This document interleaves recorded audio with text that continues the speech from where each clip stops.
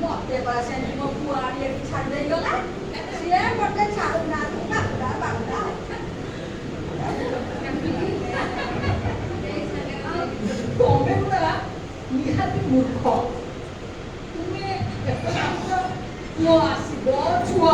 ଘରକୁ ନେଇଯିବ ଏଇଆ ରଟି ହଉଥିଲା।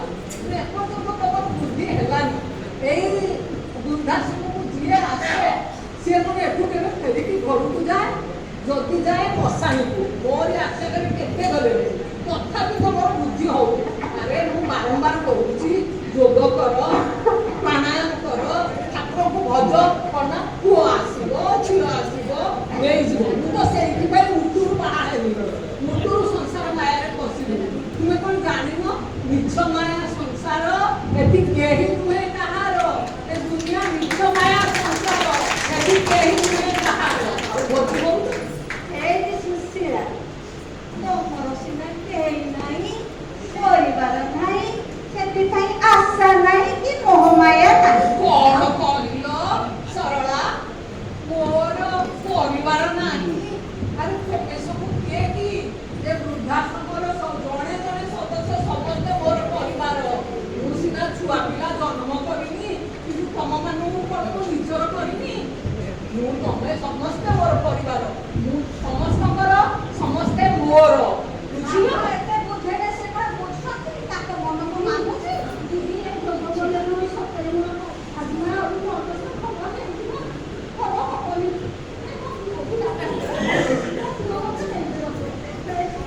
ସୀମା ଇଏ କଣ ଏଲୋପାତି ଔଷଧ ହେଇଛି? ତାକୁ ଯଦି ବଟିକା ଫୁଟାଇ ଖାଇଦବ, ଛଟିକିନା ମୁଣ୍ଡ ମୁଣ୍ଡା ରହିଯିବ, ଆଉ ଜ୍ୱର ଗୁଡ଼ା ସାଙ୍ଗେ ସାଙ୍ଗେ ଭଲହେଇଯିବ। ଆରେ ଏ ପୁରା ଯୋଗ ପ୍ରାଣାୟାମ, ଆକୁ ମାସ ମାସ ଧରି କଲେ ତମେ ଯାଇ ଠିକ ହବ। ହେଲା, ଏତେ ଅଧୈର୍ଯ୍ୟ ହେଲେ ହବ? ତମ ଦେହ ଭଲ ହେଇଯିବ। ସୀମା ମୋ କଥା ଶୁଣ। ଏ ଦୁନିଆରେ କେହି କାହାରି ନୁହେଁ, କେବଳ ନିଜେ ନିଜର, ଆଉ ସମସ୍ତେ ପର। ତୁମ ନିଜ ଦେହର ଯତ୍ନ ନିଅ, ତୁମ ମନର ଯତ୍ନ ନିଅ, ମନକୁ ଠିକ ରଖ। ସେଥିପାଇଁ ତୁମେ କଣ କର ନା କେବଳ ଯୋଗ ପ୍ରାଣାୟାମ କର। ତୁମର କାଶ ପାଇଁ କୌଣସି ଔଷଧ କାମ କରିବନି।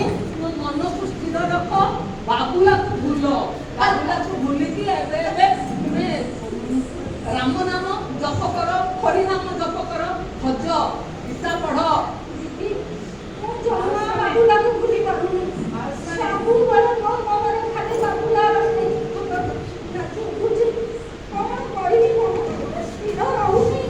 ଏ ରୋଗ ହେଇ ଦେହ ଏମିତି ହେଲାଣି ଯେ ଆଉ ମୁଁ ସ୍ଥିରରେ ବସି ପାରୁନି। ସବୁବେଳେ ମୋ ଘର ମତେ ମନେ ପଡୁଛି। ବାବୁଲାରେ ସମସ୍ତେ ଗୋଟେ ଗୋଟେ ଚକଲେଟ ଖାଅ, ଭିକ୍ସ ଚକଲେଟ ଖାଅ, ନିଜ ତଣ୍ଟି ଗୁଡ ଥଣ୍ଡା କର, ଆରେ ଗୁଡ ଥଣ୍ଡା କର, ବୁଝା ବୁଝା ଟିକେ କର କର। ଏତେ ବୁଝେଇଲେ ମ୍ୟାଡାମ, ଆମର ଦିଦି ଏତେ ବୁଝେଇଲେ କିଛି ବୁଝିବାର ନାହିଁ। ସେ ମୋହ ଛାଡ଼। ମାଉସୀମାନେ କାଲି ସକାଳୁ ଜଳଖିଆ ଖାଇସାରିକି ସମସ୍ତେ ରେଡି ହେଇଥିବ, ଆମେ ଗୋଟେ ନୂଆ ମନ୍ଦିରକୁ ଯିବା। ମୁଁ କୁଆଡ଼େ ଯିବିଲ ମା? ଇଏ ଆଣ୍ଠୁଟା ଫୁଲିକି ଗଡ଼ିଲା ପରେ ମୁଁ ଯାଇପାରିବିନି। ଚାଲିକି କୋଉ ମନ୍ଦିର ଯିବି? ନାଇଁ ମାଉସୀ, ଚାଲିକିରି ଯିବାକୁ ପଡ଼ିବନି।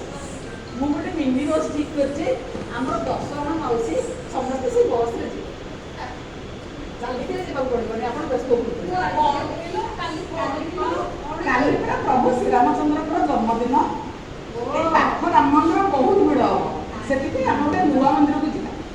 ଆଉ ଜଳଖିଆ କାହିଁ ଖାଇବା ତାହେଲେ? ଉପାସ ହେଇଯିବୁ, ଆଉ ଉଷା କରେ ତ। ଠିକ୍ କଥା ଯେ ମାଉସୀ, ଆପଣ କଣ ଆଉ ଉପବାସ କରିପାରିବେ? ଆପଣଙ୍କର ଦେହ ଭଲ ନାହିଁ। ସୀମା ତୁମର ରୋଗୀଣ ଶରୀରରେ ତମର ଉପବାସ ବ୍ରତ ଜୀବନ କେତେ କାଳ ଆଉ ସେଇ ମୋହରେ ପଡ଼ିଥିବ, ସଂସାର ମୋହରେ। ଆରେ ଆମେ ତ ସବୁ ସଂସାର କାମ ସାରିକି ଆସିଲେ। ଏବେ ତ ଆମର ବାନପ୍ରସ୍ଥ ସମୟ, ଆମେ ଆଶ୍ରମରେ ରହିଛେ। ଆମର ଏଠି କଣ ଅସୁବିଧା ଅଛି? ଆମେ ତ ଏଠି ଖାଉଛେ, ପିଉଛେ, ଭଲରେ ରହିଛେ। କଣ ଆମର ଅସୁବିଧା ଅଛି? ତୁମେ କାହିଁକି ବ୍ୟସ୍ତ ହଉଛ? ନା ନା, ଏଠି କିଛି ଅସୁବିଧା ନାହିଁ। ସକାଳ ହେଲେ ଚା, ଜଳଖିଆ, ଖରାବେଳ ହେଲେ ଭାତ, ତୁଅଣ ସବୁ ଖାଇବାକୁ ମିଳୁଛି। ଆଉ ସକାଳେ କେଡ଼େ ସୁନ୍ଦର ବଗିଚା କାମ, ଆଉ ସନ୍ଧ୍ୟାରେ କେତେ ସୁନ୍ଦର ଭଜନ କୀର୍ତ୍ତନ, ହରିନାମ ଶ୍ରବଣ। ବହୁତ ଖୁସି ଲାଗୁଛି, ମନକୁ ଭାରି ଶାନ୍ତି ଲାଗୁଛି। କିଛି ଅସୁବିଧା ଏଠି ନାହିଁ। ଏଠି ବସନ୍ତୁ ବସନ୍ତୁ।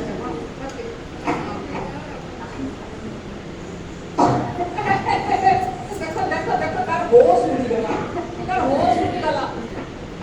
ତାକୁ ପାଣି ଦିଅ, ପାଣି ଦିଅ। କେତେ କାଶୁଛି। ଆରେ ନିଜେ ଟିକେ ଡାକ୍ତରକୁ ଫୋନ୍ କର ନା। ଠିକ୍ ଅଛି, ଡାକ୍ତରକୁ ଟିକେ ଫୋନ୍ କର ନା। ଠିକ୍ ଅଛି। ସୀମାପା ତମେ ଏମିତି ବ୍ୟସ୍ତ କରୁଛ ସୀମାପା? ସୀମାପା ଆରେ ଧୈର୍ଯ୍ୟ ଧର, ଏତେ ବ୍ୟସ୍ତ ହୁଅନି। ଏତେ କଥା ଶିଖେଇ ଯାଇକି ତମେ ତ କିଛି ଶୁଣିବାର ନାହିଁ। ଧୈର୍ଯ୍ୟ ଧର, ନିଜକୁ ଧୈର୍ଯ୍ୟ ଧର।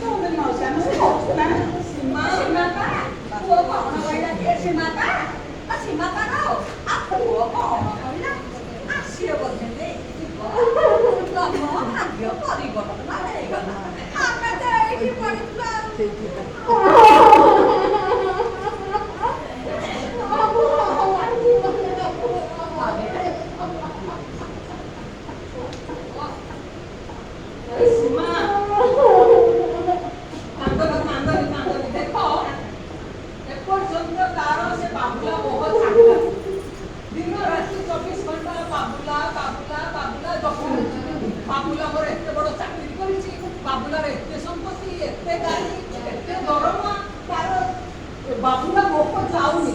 ସୀମା ଟିକେ ବୁଝିବାକୁ ଚେଷ୍ଟା କର। କେହି ନୁହେଁ କାହାର ମିଛ ମାୟା ସଂସାର। ଏ ମିଛ ମାୟା ସଂସାରରେ ସେ ତାର ସମ୍ପତ୍ତି ନେଇକି ତା ଖାଉ ସମସ୍ତେ ସମ୍ପତ୍ତି ଫଳ ପାଇବ। ତୁମେ ଏଥର ସେ ମୋହରୁ ନିଜକୁ ମୁକ୍ତି କର। ବୁଝିଗଲେ କି ଆଉ ମୋହ ନାହିଁ, ଆଉ ବାବୁଲା ନାହିଁ। ହରିରାମ ନାରାୟଣ ସେଇ ଭଗବାନ କୀର୍ତ୍ତନ କରିବେ।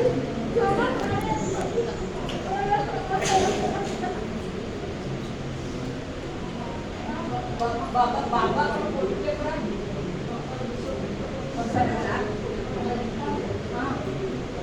ସୀମା ବାବା ପୁରା ଏତେ ଯୋଗରେ ସବୁ ବୁଝେଇଥିଲେ। କାହା ଯୁଗରେ ଏ ସଂସାରଟା একটা ବିଷରୁ ହେଲା। ଏ ବିଷରୁ କେମିତି ଆମେ ଅମୃତ ପାଇବା? ଆମେ ରାମ ନାମ ଖୋଜିବା, ହରି ନାମ ଖୋଜିବା, ସେଥିରୁ ଆମକୁ ମୁକ୍ତି ମିଳିଛି ହେଲା। ଆମେ ଶାନ୍ତି ପାଇବା। ଆମେ ତମେ ଇଏ ବାବୁଲା ମୋହରୁ ଛାଡ଼। ବାବା ଭୁଲ କହିଲେ, ବାବା ଭୁଲ କହିଲେ। ସୀମା ସରଳା ରମା ବାବା ଭୁଲ କହିଲେ। ସଂସାର ବିଶ୍ୱକୃତ ନୁହେଁ, ବିଶ୍ୱକୃତ ହେଉଛି ମୋହ ମାୟା। ଆମେ ଯେପର୍ଯ୍ୟନ୍ତ ମୋହ ମାୟା ଭିତରେ ଥିବା ଆମେ ସେ ପର୍ଯ୍ୟନ୍ତ ହଇରାଣ ହେଉଥିବା। ଆମେ ସମସ୍ତେ ବାନପ୍ରସ୍ଥ ଜୀବନରେ ଅଛେ। ତେଣୁ ଆମେ ଆଉ ସେ ସଂସାର ମୋହରେ ନ ପଶିକି ଆମେ ହରିନାମ ଭଜିବା, କୃଷ୍ଣ ନାମ ଭଜିବା, ଗୀତା ପଢ଼ିବା, ଭାଗବତ ପଢ଼ିବା, ଆମେ ଭକ୍ତି କରିବା, ଠାକୁରଙ୍କୁ ଭକ୍ତି କରିବା, ପୂଜା କରିବା।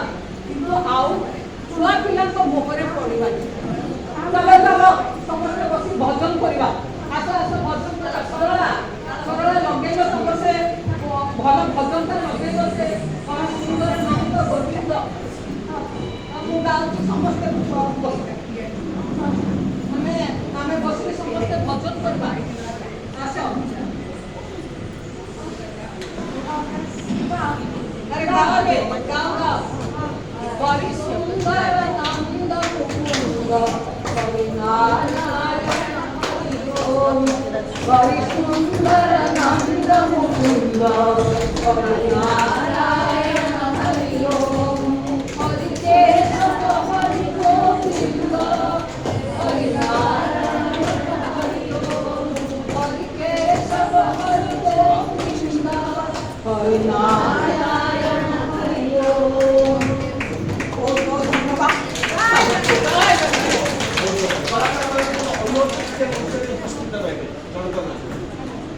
धन्यवाद सीमा डॉक्टर सीमा भूमिका डॉक्टर संयुक्ता चौधरी रमा भूमिका सौदामिनी त्रिपाठी सरला भूमिका शांतिलता वल्लभ महोदय सुशीला डॉक्टर सुमित्रा मिश्र परिचालिका राधा देवी श्रीमती आशाराणी पंडा देखिले ना बंधुगण केते सुंदर भाव आम लेखिका भौणी मैंने निपुण भाव अभिनय कले किए यही नुहे कहार नाटिका जहाँ सुंदर भाव शब्द सजाई डॉक्टर सुमित्रा मिश्र महोदय आम स्मृति शांतना साहित्य संसदर जे सांस्कृतिक संपादिका एबे अभिनेता मानू आम सामान्य फल पुष्प दे संबोधित कर संबोधित होती डॉक्टर संयुक्ता चौधरी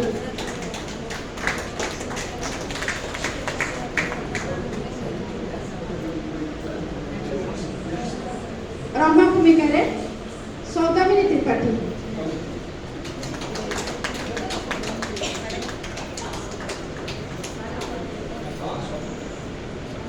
सांप्रतिक समय एक व्याधि कहले अत्युक्ति हेनी पिला माने बापा माँ को वृद्धाश्रम छाड़ी आसुँच निजे सुख संतोष दिन बिताऊँ। परवर्ती अभिनेता शांतिलता पल्ली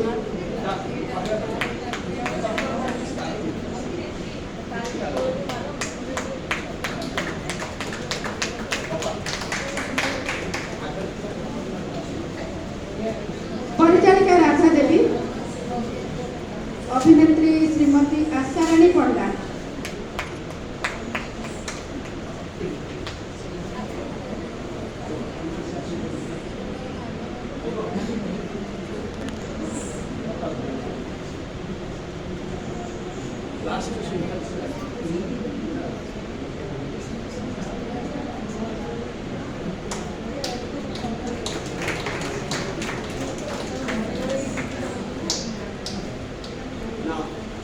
शेष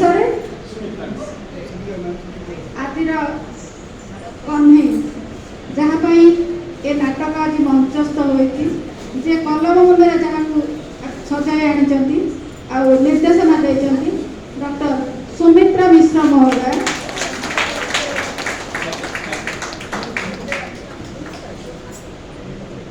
आमर दर्शक दर्शिका भितर बहुत किसी अच्छा जो मैंने नाट्यर पूरा अनुरागी से माने जदि संबर्धना जन चाहिए आम कलाकार मानू सविनय अनुरोध आपण मैंने मंच उपरक आसिकी अभ्यर्थना दे पारे आपण तरफ जी जहाँ कि माने संबर्धना देवाक चाहते हेल्प करूँ माने अपा हेल्प करूँ हेल्प करूँ धीरे धीरे धीरे देखु यही तो हूँ स्नेह यही तो हूँ अनुराग कहीं मुझे कहार भूल कथा समस्त समस्त जय प्रभु हाँ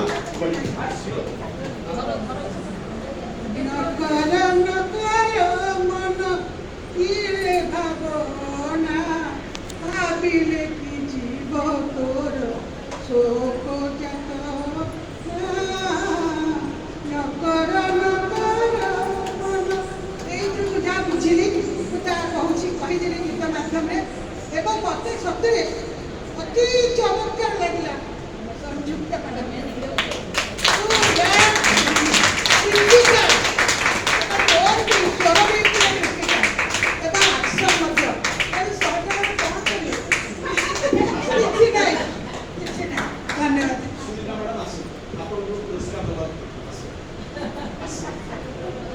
ମୁଁ ବୃଦ୍ଧାଶ୍ରମକୁ ଆସିଥିଲି ଭାବିଥିଲି ଏଠି କିଛି ଦାନ ଧର୍ମ କରିବି ବୋଲି, କିନ୍ତୁ ବୃଦ୍ଧାଶ୍ରମର ପରିଚାରକ କହିଲେ ଆପଣ ତ ଆସିଛନ୍ତି, ଆଉ ମୁଁ ଏଇ ବୁଢ଼ା ବୟସରେ ମଧ୍ୟ ତମକୁ ଗ୍ରହଣ କରୁଛି।